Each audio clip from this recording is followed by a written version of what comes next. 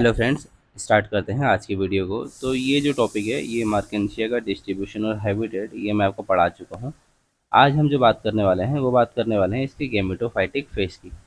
ठीक है, gametophytic phase की बात करेंगे जिसमें हम बात करेंगे एक्सटर्नल फीचर ऑफ गेमेटोफाइट। ठीक है, और जिसके अंदर हम गेमेटोफाइट की बात करेंगे। तो ये जो आप कंप्लीट देख रहे हैं, ये जो डायग्राम देख रहे हैं, ये सब किसका है? गेमेटोफाइट का। ठीक है, गेमेटोफाइट जो आता है वो उसके गेमेटोफाइटिक फेज के अंतर्गत हम उसका अध्ययन करते हैं। तो बात करते हैं external features of gametophyte. Gametophytic का प्लांट बॉडी, जो इसकी प्लांट बॉडी है जिसको हम थैलस के नाम से जानते हैं, ये आता है गेमेटोफाइट के अंतर्गत। ठीक है, गेमेटोफाइटिक फेज होता है, उस गेमेटोफाइटिक फेज के अंदर होता है गेमेटोफाइट। ठीक है, प्लांट बॉडी कैसी होती है? प्लांट बॉडी गेमेटोफाइटिक होती है, जो कि ग्रीन होता है, थैलॉइड होता है, प्रोस्ट्रेट होता है, डाइकोटोमसली ब्रांच्ड होता है विद डॉर्सी वेंट्रली सिमेट्री। ठीक है, प्लांट बॉडी गेमेटोफाइटिक होती है जो कि ग्रीन होती है, थैलॉइड होती है। थैलॉइड का मतलब होता है वो प्लांट बॉडी जिसमें कोई डिफ्रेंशिएशन नहीं होता रूट स्टेम लीफ में।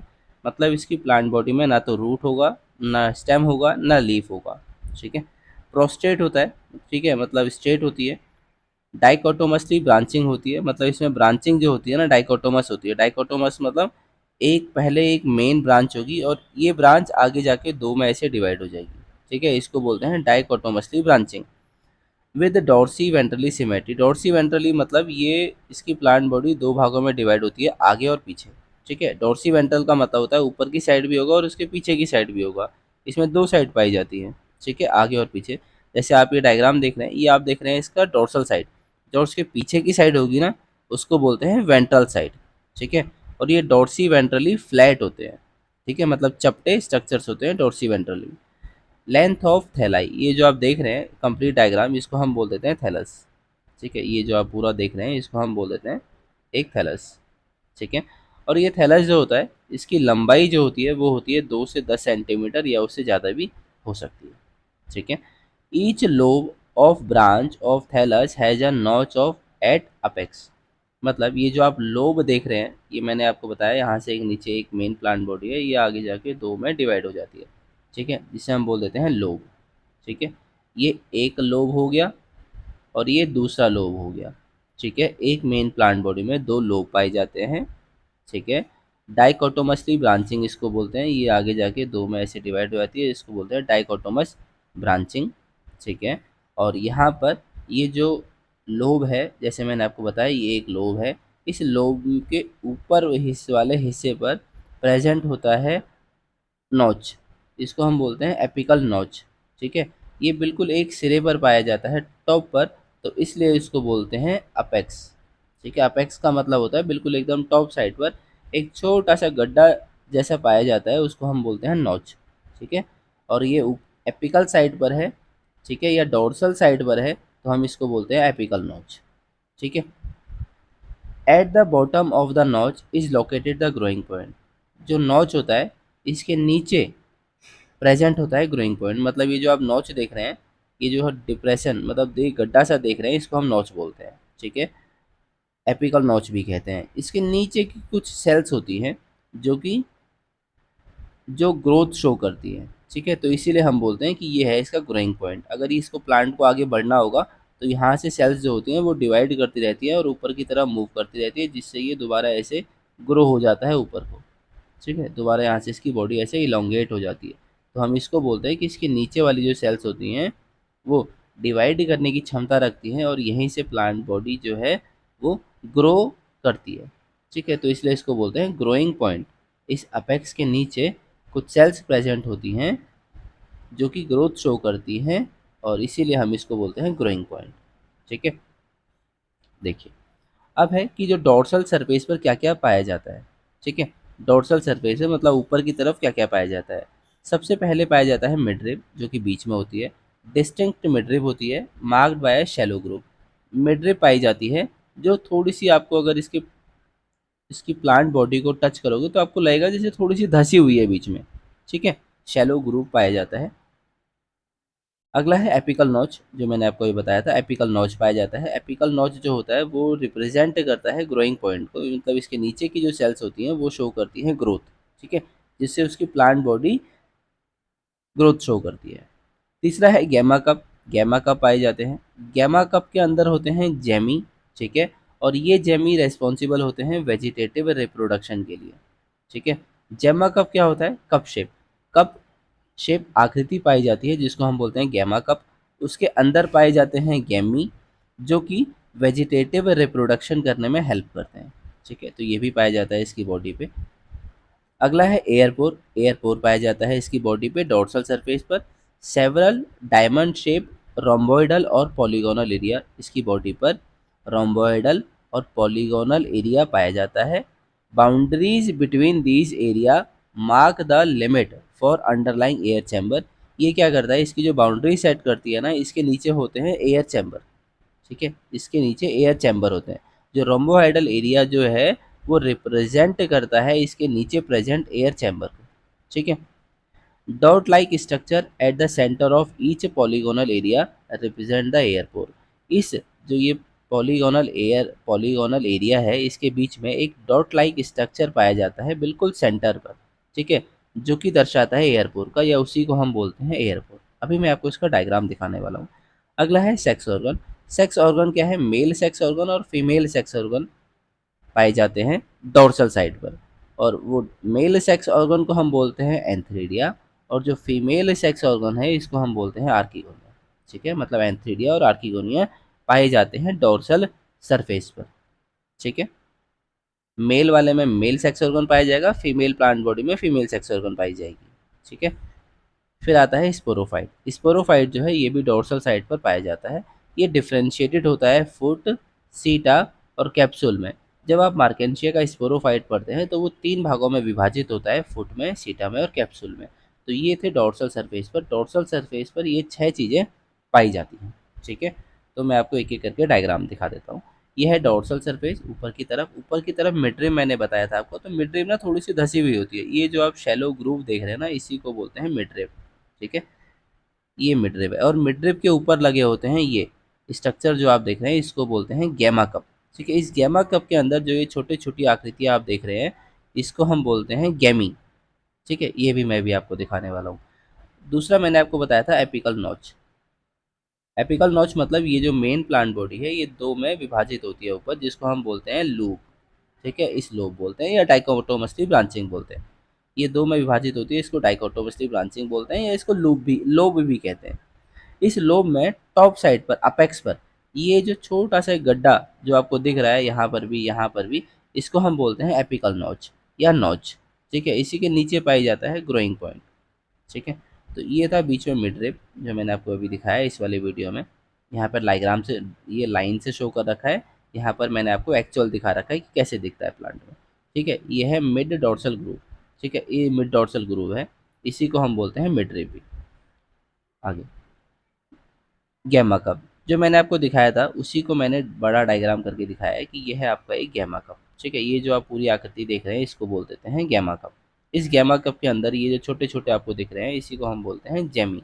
ये एक जो है, एक में इतनी क्षमता होती है कि ये पूरे प्लांट को बना सकता है, ठीक है, इसीलिए ये वेजिटेटिव रिप्रोडक्शन में हेल्प करता है। अब इस प्लांट बॉडी में ये जो आप छोटी छोटी सेल्स देख रहे हैं ना, इसी को मैंने यहाँ पे बड़ा करके दिखाया हुआ है इस वाले डायग्राम में। ये देख रहे हो आप यहाँ पे जो सेल्स देख रहे हो, ये क्या है? पॉलीगोनल एरिया या रोम्बोइडल शेप, ठीक है। तो ये है एयरपोर। इस एयर जो आप सेल देख रहे हैं पॉलीगोनल टाइप की, इसके अंदर बीच में डॉट लाइक स्ट्रक्चर पाया जाता है, इसी को हम बोल देते हैं एयरपोर, जहाँ पर गैसियस एक्सचेंज होता है। और इसी के नीचे क्या होता है? एयर चैम्बर पाया जाता है। मतलब मैं ये भी कह सकता हूँ ये डॉट लाइक स्ट्रक्चर क्या है? एयर चैम्बर की ओपनिंग है, ठीक है, जिसको हम एयरपोर के नाम से जानते हैं। आगे देखते हैं। आगे मैंने आपको बताया था सेक्स ऑर्गन भी इसमें पाए जाते हैं। तो मेल गैमेटोफाइट मतलब मेल प्लांट बॉडी पर मेल सेक्स ऑर्गन पाए जाएंगे। Female gametophyte female plant body पर फीमेल सेक्स ऑर्गन पाया जाएगा, ठीक है। एंथ्रीडियोफोर होता है मेल सेक्स ऑर्गन और आर्किगोनियोफोर होता है फीमेल सेक्स ऑर्गन। मतलब एंथ्रीडियोफोर के अंदर पाया जाएगा एंथ्रीडिया, ठीक है, और आर्किगोनियोफोर के अंदर पाया जाता है आर्किगोनिया। ये है एंथ्रीडिया और आर्किगोनिया, ठीक है। ये हम बोलते हैं, इसको भी हम कहते हैं कि ये मेल सेक्स ऑर्गन है और ये फीमेल सेक्स ऑर्गन है, ठीक है। एंथ्रीडियोफोर एंथ्रीडिया, एंथ्रीडियोफोर के अंदर पाया जाएगा एंथ्रीडिया, आर्किगोनियो के फोर के अंदर पाया जाएगा आर्किगोनिया। ठीक है, ये दो स्ट्रक्चर है जो पाया जाता है इनके स्ट्रक्चर के अंदर। ठीक है, मेल के अंदर पाया जाएगा एंथ्रीडिया, फीमेल के अंदर आर्किगोनिया। ये जिस पर लगते हैं उसको हम बोल देते हैं एंथ्रीडियोफोर। आर्किगोनिया जिस पर लगता है उसको बोल देते हैं आर्किगोनियोफोर। ठीक है, तो ये जो आप जो बाहर वाला स्ट्रक्चर देख रहे हैं, ये जो शेप देख रहे हैं, इसको हम बोल देते हैं आर्किगोनियोफोर। और इसके अंदर जो छोटे छोटे ये पाए जा रहे हैं इसको हम बोल देते हैं एंथ्रीडिया। तो एंथ्रीडियोफोर के अंदर क्या पाया जाता है? एंथ्रीडिया। वैसे ही इस वाले स्ट्रक्चर में जो आप एक ग्रीन कलर का लटकता हुआ या गुच्छे में लगा हुआ जो स्ट्रक्चर आप देख रहे हैं, ये होता है इसका आर्किगोनियोफोर।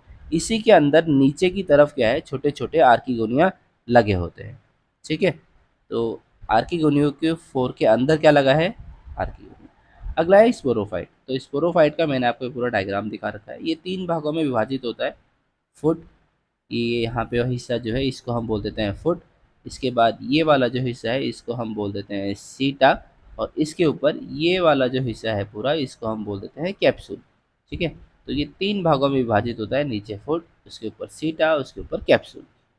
हम बात करते हैं वेंट्रल सरफेस की, मतलब जो उसके पीछे का भाग होता है उसमें क्या क्या पाया जाता है। पीछे वाले हिस्से में स्केल्स और राइजोइड्स, ये 2 चीज़ें पाई जाती हैं। पहले हम बात कर लेते हैं स्केल्स की। स्केल्स क्या होते हैं? ये वॉयलेट से पर्पल कलर के पाए जाते हैं, जो कि पीछे की तरफ होते हैं स्केल्स। ये मल्टी सेलर होते हैं और वन सेल्ड थिक स्ट्रक्चर होते हैं, मतलब बहुकोशिकीय होते हैं। और इनकी जो थिकनेस होती है वो एक सेल के बराबर होती है। और अरेंज होते हैं 2 से 4 या उससे ज़्यादा रो में, each side of midrib, midrib के दोनों तरफ। ठीक है, आप ये जो देख पा रहे हैं ना, ये स्केल्स, ये जो आप स्ट्रक्चर देख पा रहे हैं बीच वाले, ये है मिडरिब बीच वाली। ठीक है, मिडरिब के दोनों तरफ पाए जाते हैं स्केल्स, इस तरफ और इस तरफ, इस तरफ और इस तरफ। ये जो आकृति देख पा रहे हैं जो मैं कलर से बनाते जा रहा हूँ, ये है स्केल्स। ठीक है, ये स्केल्स और ये स्केल्स, ये भी स्केल्स है और ये भी स्केल है, ये भी स्केल है और ये भी स्केल है। ठीक है, तो ये दोनों तरफ पाए जाते हैं। ये है जो अंदर की तरफ आप देख रहे हैं, इसको हम बोल देते हैं अपेंडिकुलेट स्केल। ठीक है, अपेंडिकुलेट नहीं, लिगुलेट। ये जो आप अंदर की तरफ देख रहे हैं ये होता है लिगुलेट। ठीक है, अंदर की तरफ देख रहे हैं लिगुलेट, और जो आप बाहर की तरफ देख पाते हैं ये होते हैं लिगुलेट स्केल्स। ठीक है, तो आप ये अंदर की तरफ जो आकृति देख पा रहे हैं वो है लिगुलेट और अपेंडिकुलेट, और बाहर की तरफ आप जो देख रहे हैं ये स्ट्रक्चर, ये होता है लिगुलेट। ठीक है, अंदर की तरफ क्या होगा? अपेंडिकुलेट। ठीक है, अपेंडिकुलेट का डायग्राम यहाँ पर है, उसी को मैंने बड़ा करके दिखाया है। ये जो आप पहले स्ट्रक्चर देख रहे हैं, पहले वाला जो है इसको हम बोल देते हैं अपेंडिकुलेट। इसी का डायग्राम आप यहाँ पर देख पा रहे हैं बड़ा करके। और जो लिगुलेट जो दिख रहा है आपको छोटा सा, ये भी मैंने आपको यहीं पर दिखा रखा है। इसका डायग्राम ये है लिगुलेट टाइप का। ठीक है, अपेंडिकुलेट टाइप का क्या होता है? दो टाइप के स्केल्स पाए जाते हैं, अपेंडिकुलेट और दूसरा है लिगुलेट।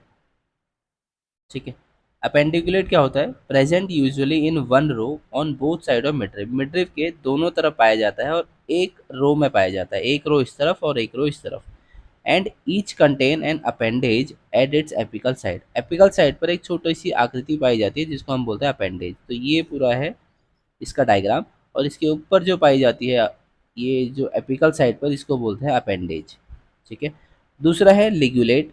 इसमें क्या होता है? Present in 1 to 3 row on each side, ये 1 से लेके 3 रो में पाई जाती है। ये जो आप बाहर की तरफ देख रहे हैं इसकी बात कर रहे हैं, ये है लिगुलेट।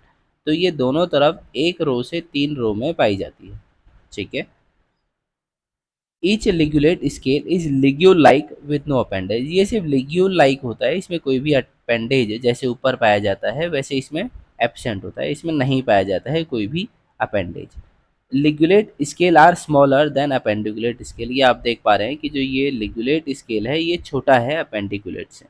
ठीक है, ये आप देख पा रहे हैं। अब हम बात करते हैं इसके फंक्शन की। तो जो राइजॉइड्स होते हैं ये क्या काम करते हैं? राइजॉइड्स जो होते हैं ये फंक्शन, इसका कार्य होता है एब्जॉर्प्शन का और फिक्सेशन का। ठीक है, लिग्यूल मैंने आपको बता दिया, अब हम बात कर रहे थे राइजॉइड्स की। तो राइजॉइड्स का काम होता है एब्जॉर्प्शन का, न्यूट्रिएंट या वाटर के एब्जॉर्प्शन का, और फिक्सेशन का। फिक्सेशन मतलब ये हेल्प करते हैं कि जो मार्केंशिया की प्लांट बॉडी है ये जमीन से चिपकी रहे या अटैच रहे या फिक्स रहे। ठीक है, राइजॉइड्स कैसे होते हैं? राइजॉइड्स होते हैं यूनिसेलर, एक कोशिकीय होते हैं, इलोंगेटेड लंबे होते हैं, और हेयर लाइक स्ट्रक्चर, बाल नुमा आकृति जिनकी होती है। ठीक है, दे आर ऑफ 2 टाइप, ये भी 2 टाइप के होते हैं, स्केल भी 2 टाइप के होते हैं, राइजॉइड्स भी 2 टाइप के होते हैं। एक होता है स्मूथ वॉल्ड, दूसरा होता है ट्यूबरकुलेट।